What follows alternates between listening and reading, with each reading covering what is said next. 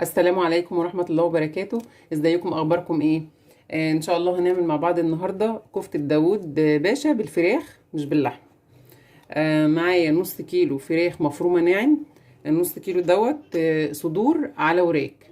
اللي ما عندوش وراك ممكن تعملوها بس بالصدور، بس هي طعمها بيكون احلى بكتير لما يكون عليها قطعة مثلا وراك او حاجة. معايا هنا بصلاية مفرومة، بصلاية كبيرة مفرومة، وبرده هنا فلفلتين رومي مفروم، وهنا جزرايه صغيره مع معلقه بقدونس كبيره برضو مفرومه. التوابل اللي معانا فلفل اسود، بهارات فراخ، جوز الطيب، ملح. معايا بقى لصلصه الكفته حوالي مجين كبار صلصه طماطم، طماطم معصوره او صلصه عاديه، ومعايا بصلايه برضو مفرومه، ومعايا نص معلقه صغيره حوالي 4 5 فصوص ثوم مفرومين. دول الصلصه. انا طبعا فارمين الفراخ في الكبه، بس انا هحطهم تاني في الكبه، هحط بقى معاها البصل والجزر والفلفل والبهارات عشان تتفرم فرم ناعم وتبقى مدموجه مع بعضها كويس، بتديها احسن نتيجه عشان تبقى ناعمه. هحطهم في الكبه وارجع لكم. هنحط كل حاجه في الكبه، ونحط برضو الجزر وهفرمهم وارجع لكم. دلوقتي خلصناها في الكبه، ضربناها ضرب ناعم. نسيت اقول لكم عايزينها تبقى هشه وخفيفه ومستويه كويس من جوه. هنحط عليها بس ربع معلقه بيكربونات الصوديوم اللي هو الكربونات، وهنقلبها كويس.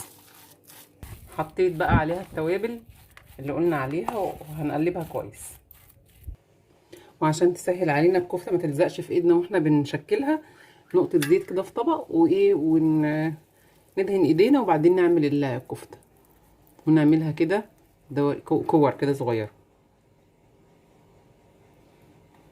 واخلص الكميه وارجع لكم. وكده خلصنا الكميه. حطينا معلقتين زيت مع معلقتين سمنه يسخنوا، وبعدين هنشوح الكفته فيها.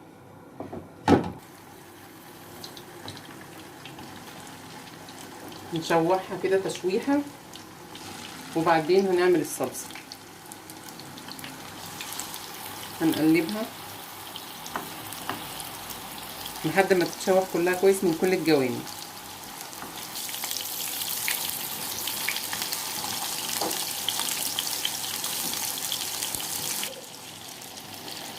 خلاص كده الفراخ اما تاخد اللون الذهبي دوت خلاص نشيلها.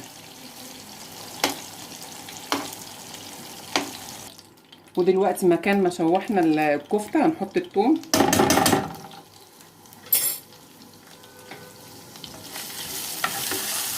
تشوح مكان الكفته، وبعدين نحط البصلايه برضو تتشوح.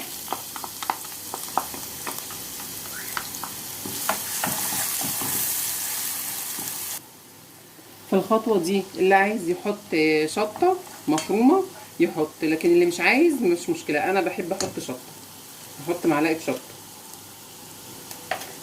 بس دي خطوه اختياريه، اللي عايز يحط. ودلوقتي هنحط صلصه الطماطم.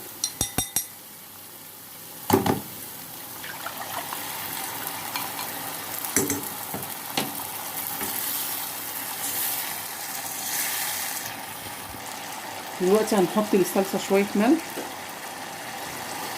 وشويه فلفل اسود وفلفل اسود.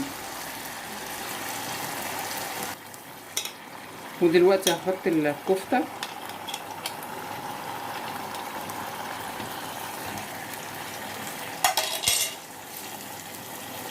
تاخد غلوه كده، والفراخ اصلا يعني بتستوي بسرعه وما بتاخدش وقت، تاخد غلوتين ولا حاجه وبعدين هنطفي حوالي 10 دقايق وبعدين نطفي.